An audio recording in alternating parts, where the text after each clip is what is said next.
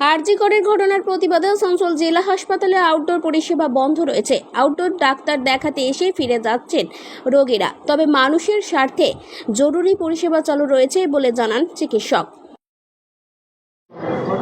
আপনি হাসপাতালে কী জন্য এসেছিলেন?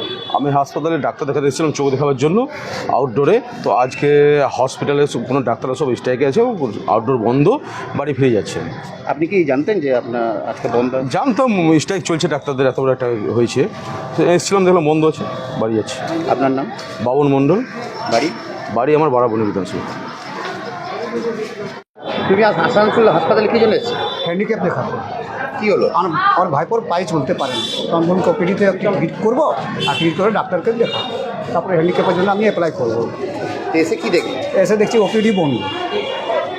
বাড়ি কোথায় তোমার? উল্টি। উল্টি? তো তুমি জানতে না যে বন্ধ থাকে? না, জানি না। তোমার নাম? আমার নাম জোসেফ হেমব্রম। আজকে কি আউটডোর বন্ধ আছে?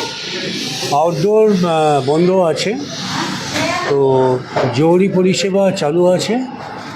মানুষের স্বার্থে আমরা জরুরি পরিষেবা বুকে অনেক ব্যথা নিয়েও চালু রেখেছি।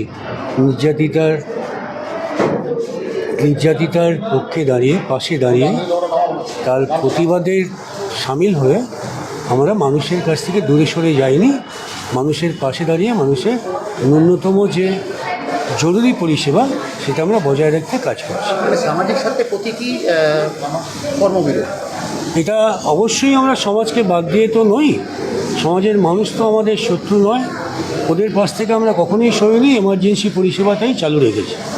আউটডোর অবশ্যই বন্ধ। আমার নাম ইন্দ্রজিৎ মহন্ত, আমি আসানসোল জেলা হাসপাতালে ডাক্তার। আসানসোল থেকে সঞ্জয় দেবের রিপোর্ট, 99 নিউজ বাংলা।